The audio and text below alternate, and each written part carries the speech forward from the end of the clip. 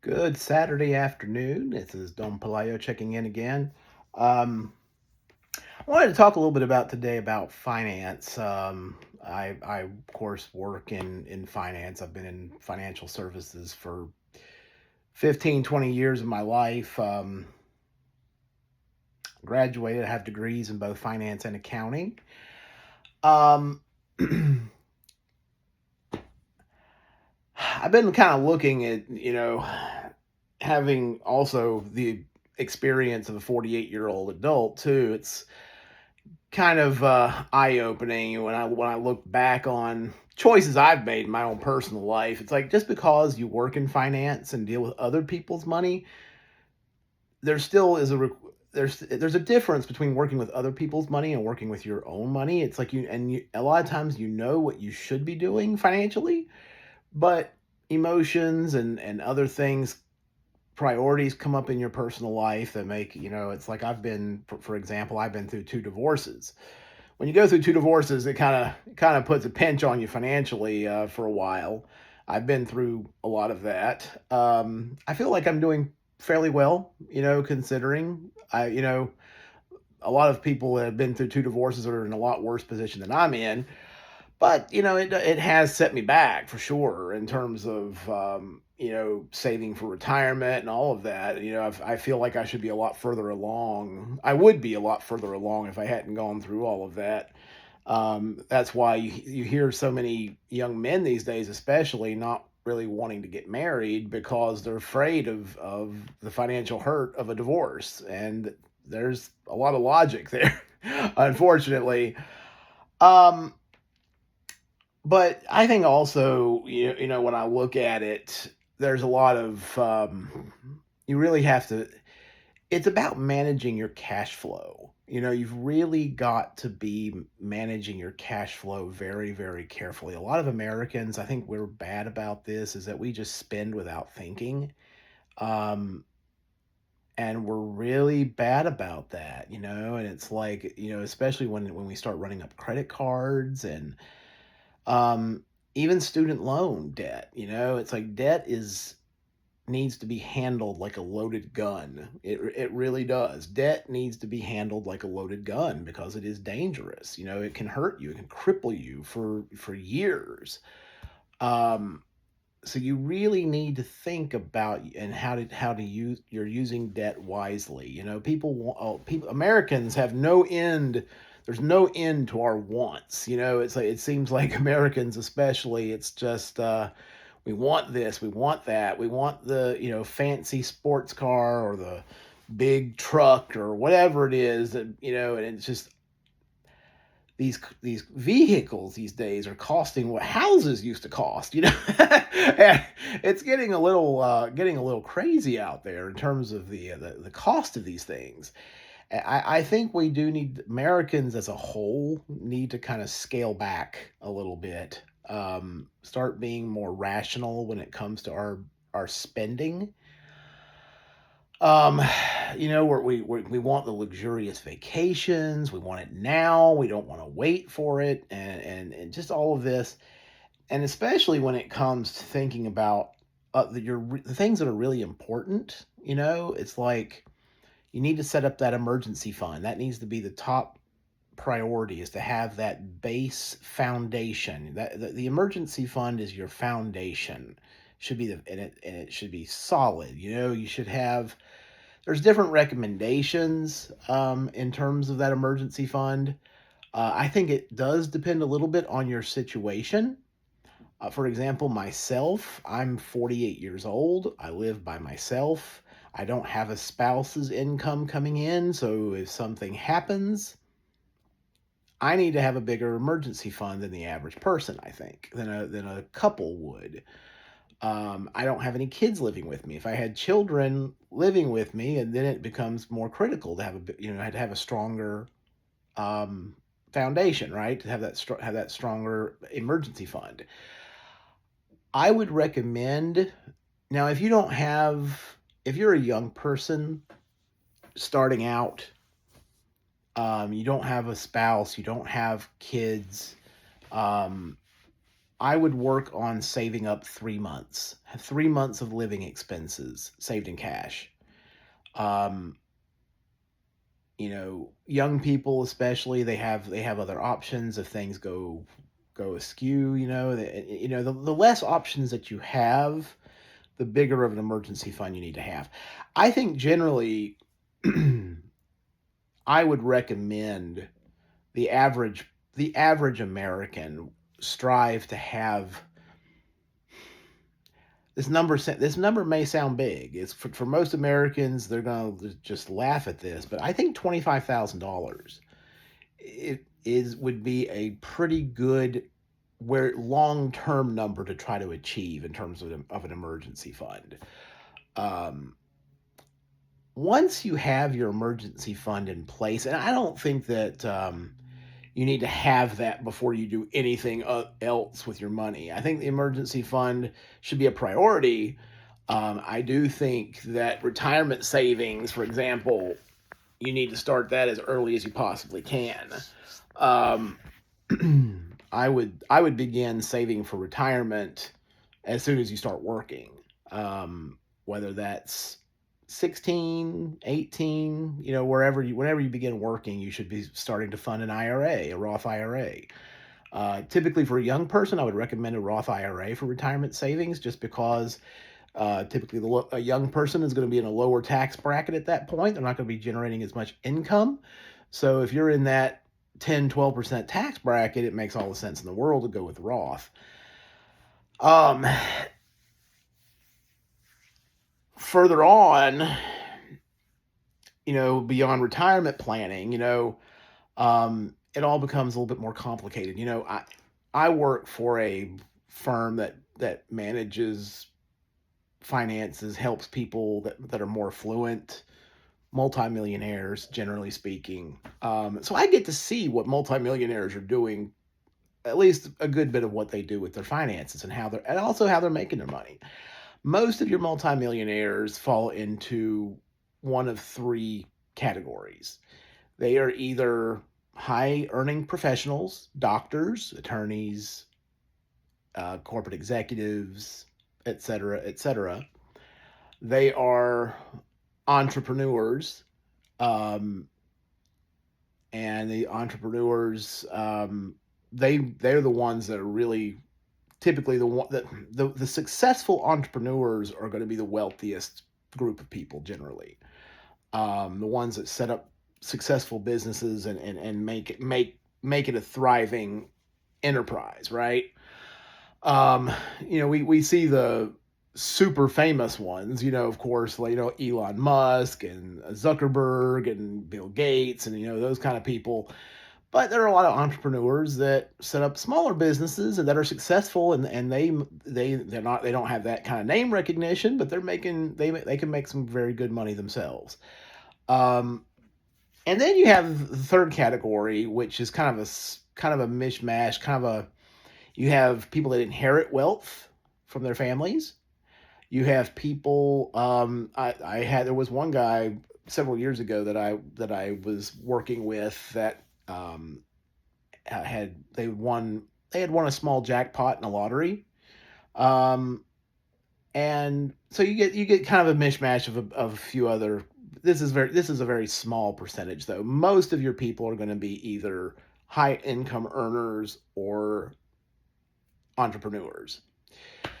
So if you want to be rich, you need to strive to either start your own business or get a master's degree, spend 20 years climbing that ladder, and you can get there. That's really the way it is. So those are the most likely to be wealthy, what we think of as rich. I think the real problem these days is that a lot of Americans, we're not striving to be uber wealthy. Most Americans just want to be able to have a good life and not feel like we're having to work every minute of our lives to try to create that. And it's like these days, it just feels like it's necessary for us to work 60, 80 hours a week just to swing everything that we've got going on. And that just comes back to our cash flow. We've got too many expenses. So this is when you've got to start looking at what's coming in, what's going out, and specifically what's going out each month. Now you got to have housing, you got to have utilities, you got to have some mode of transportation, and the expenses that come with that, car payments, gas, car insurance, et cetera, et cetera. If you live in a big city, you may not even need a car. If you live in New York City, I probably wouldn't even have a car. I'd just take the subway everywhere I go. Um, so whatever that expense is for you. um, but the credit card debt needs to stop. We got to stop carrying balances on these credit cards. It's killing us, the American people. And part of the reason why we're so stressed out is these payments on these credit cards. People are running. If you're running a $10,000 balance on a credit card, you've probably got a monthly payment, $300-400 a month. And that's a bite. That's a bite out of your income. Imagine if you didn't have that bill and you could take that $400 and put it into a retirement account and sit it there for 40 years and earning 8%, or 30 years earning 8%. Be a good chunk of money by the time by the time you got to retirement. So part of our problem is that we're spending too much. Americans are spending too much. We're going to have to rein in our expenses. We're going to, and I'm talking to myself here too, by the way. I have fortunately for me, some things I've got. I bought my house 3.5 years ago. I bought it right before interest rates went up, so I got in at a 3.25% interest rate. I'm very grateful for that. Um, I bought this house, and it's about a 1,700 square foot house here in central North Carolina. I bought it for $168,000. It didn't need much work to it. It was move-in ready. It has two bedroom. It's funny. This house it was built back in 1982. It's got a bedroom upstairs. It's got a bedroom downstairs. So it's 2 bedroom, 2 bath. Um, it could be a third bedroom. There's another large room downstairs that I would just need to add a closet to it, and it would be a third bedroom. Um, I've debated that. I don't know if I necessarily like the idea of converting it. I'm kind of keeping it for kind of an office library type deal down there. I have some big bookshelves down there. I'm planning to add more bookshelves into that room and build out a real nice book collection that I can hand down to my kids. I don't know if my kids are going to appreciate that or not, but it's funny. Both of my daughters liked books at one point. My oldest daughter liked books pretty good when she was younger, and I think these kids get these electronic devices, and I think these electronic devices really are not good for our brains, honestly. I think they shorten our attention spans a little bit. I think because I used to read a lot. I still read some, but not as much as I used to, and I need to get back to that. I'm trying to work on that. Um. Anyway, when it comes to finance, really, Americans are really going to have to be very conscious of the debt they're taking on. That's the main thing right now. If you're dealing with debt, if you have a lot of debt and you're feeling stressed out about how you're going to pay all of this debt off, there are some options out there. There's a guy on another YouTuber named Gregory Manarino.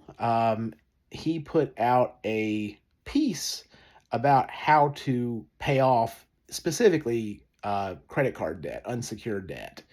I would recommend you go out to his YouTube page. Just search for Greg Manarino, and his site will come up.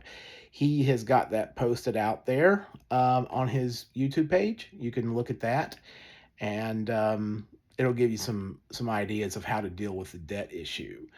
I've been doing I haven't been doing exactly what he recommended, but I've actually used it myself. As kind of a a little bit altered version of what he recommended, but similar. And I am going to be paying off another credit card here at the end of this month, and then another one in July, and I'll be just about done. And I'm going to be freeing up by the end of this year. I should have freed up about $1,000 a month from payments. And I'm going to take that $1,000 a month, and it's going to be going towards my financial goals, and a little bit of hobby money too. A little bit of hobby money. I'm dying. I don't know. I'm really kind of getting into this coin hobby of mine, and this coin hobby is expensive, you guys, unfortunately. But I'm only going to allow myself maybe 20% of that fund. You know, if I free up 1,000, I'll take 200 a month for my hobby. 800 a month is going into my assets, into building assets. I'm already contributing to IRA and all of that, retirement account at work and everything, but I want to build it faster. I want to get, especially in my 50s. I'm approaching 50. I'll be 50 in about a little less than a year and a half.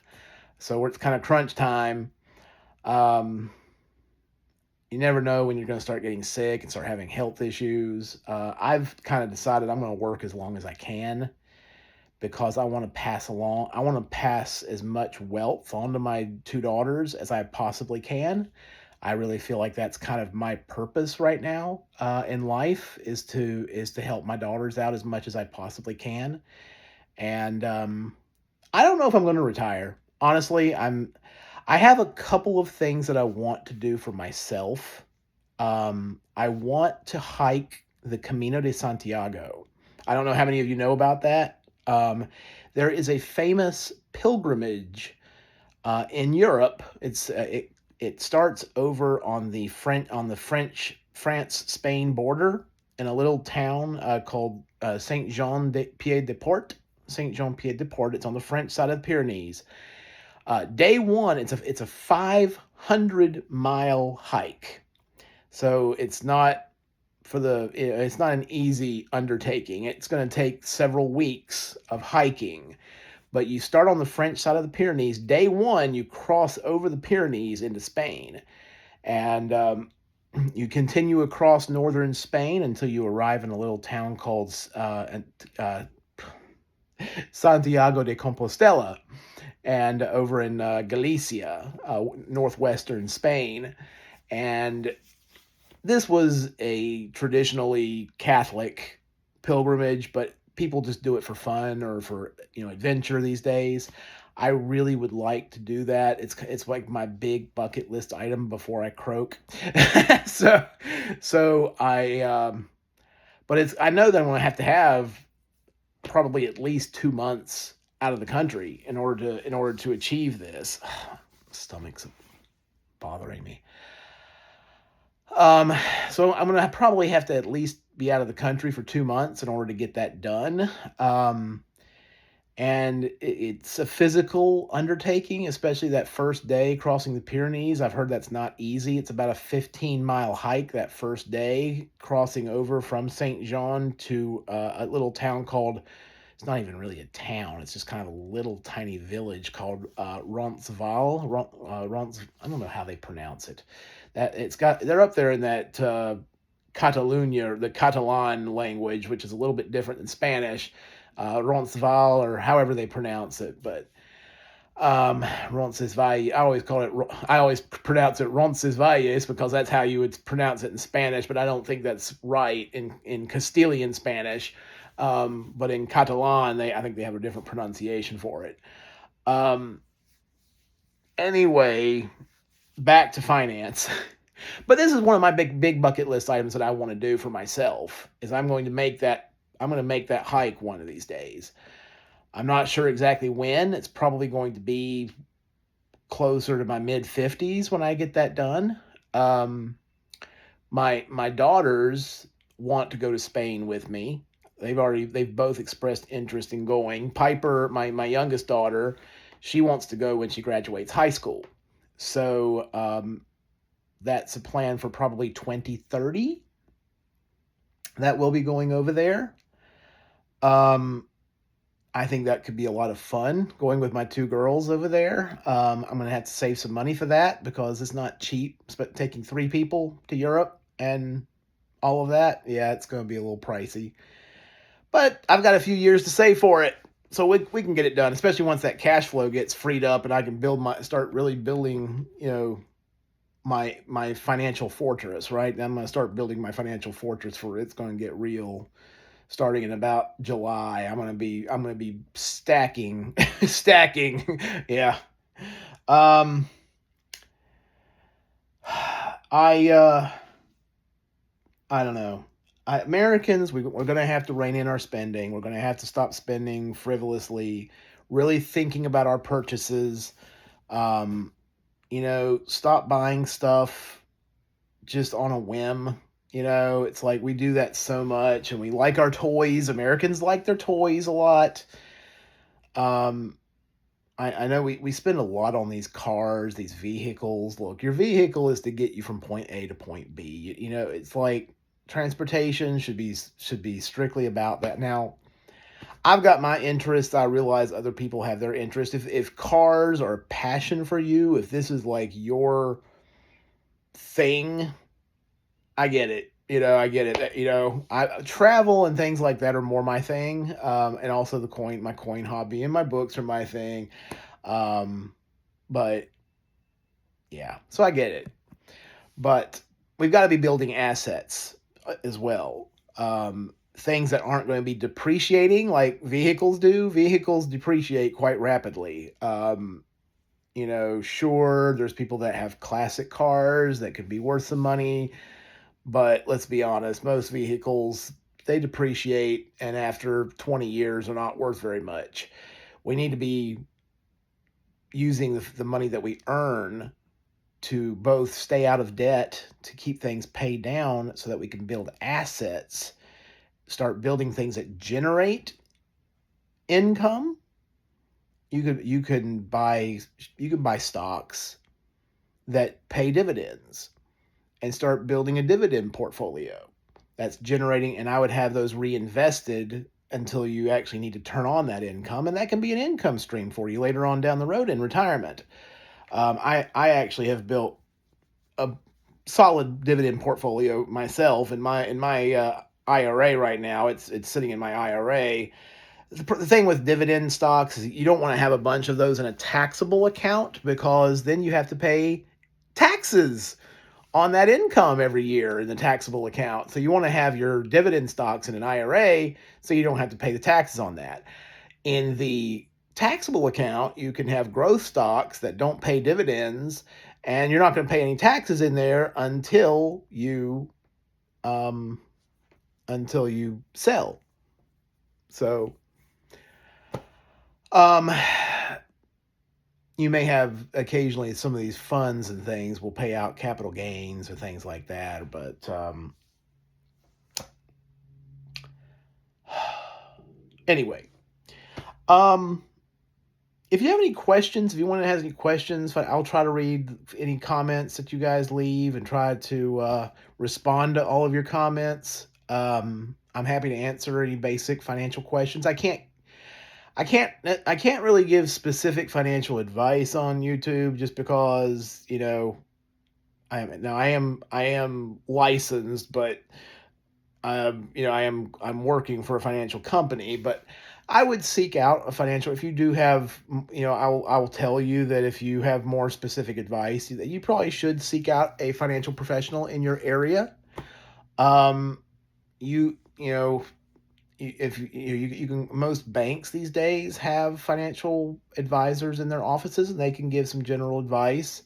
There's a lot of general advice out here on YouTube. Some of it's good, some of it's bad, some of it's in between. You know, most of you are probably familiar with Dave Ramsey. Dave Ramsey talks about staying out of debt. Now he's a little extreme in my view with that. Um, he's very much pay for your car in cash, pay for. I mean, most of us can't do that. Let's just be honest. Most Americans can't go and buy a new car. Well, I'm not saying you need a new car, but even a used car, it'd be a little bit difficult to go buy in cash, unless it's just falling apart. It's like there's not too many decent vehicles around for $5,000. You're gonna be if it's unless it's just completely falling apart, you're gonna be putting down at least 15,000 on a vehicle these days. Not too many people just have that sitting in the bank. Let's just be honest. Not that we shouldn't. We should have that emergency fund with the 25,000 in it, but you know, minimum. Well, not minimum, but long-term goal of having that 25,000. I would say as a minimum, 3 months living expenses should be your goal. If right now you have $100 in your savings account, just start adding a little to that every paycheck, even if it's $20 a paycheck, and just try not to touch it. It may be that you're going to have to get some bills off of you so that you can start building that savings faster.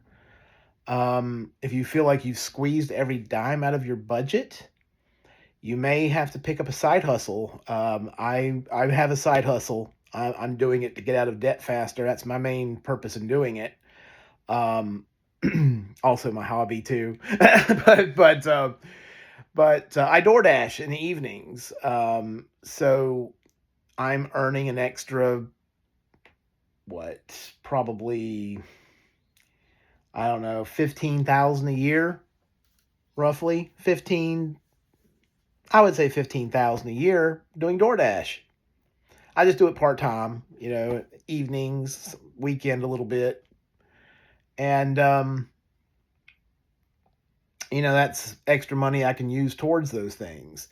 But we're gonna, you got to look at what you got coming in. If you can do something to enhance your skills, enhance your value in terms of your employment, and if there's anything that you can do, if you can go to your local community college and pick up some computer skills, you might be able to spend that into more income at work. You can learn you can learn a trade that you can convert into a side hustle, into a side gig. Learn how to weld or something, and convert that into a side hustle. Sometimes I think if I were to go and learn some kind of trade, I think being like I think it would be awesome to be like a master electrician, because I feel like I need an electrician and come and do some things around my house. I want to put recessed lighting in my house. I don't know if it's ever going to happen because of all my other financial priorities, but I would love to put recessed lighting in my house, but I'm not an electrician, and I'm going to have to pay an electrician to do all that work, and I'm sure that's probably not going to be cheap. So anyway, just a thought. We can't just be sitting at home playing video games and think that our financial situation is going to get any better. We got to get out there and build skills that are valued in today's marketplace. Computers, trades, certainly university education, but there's a lot of certifications out there, that you can get. Some of them require some kind of college education, but just think about where you are right now and try to find a good direction to take yourself. Certainly, if you're thinking about building a business, it's not easy. There are some resources out there in the libraries, free resources at the library, on YouTube, about starting a business, and get out there and start really putting together a business plan. But anyway, you guys, I'm gonna check out. I gotta go change the laundry. I've got a load in the dryer, and I've got a load ready to be washed in the washing machine. So I'm gonna go take care of that. And I hope you all have a great Easter. I'm gonna be spending it with my family tomorrow, and I'm looking forward to that. You guys have a great one. And this is Don Pelayo checking out.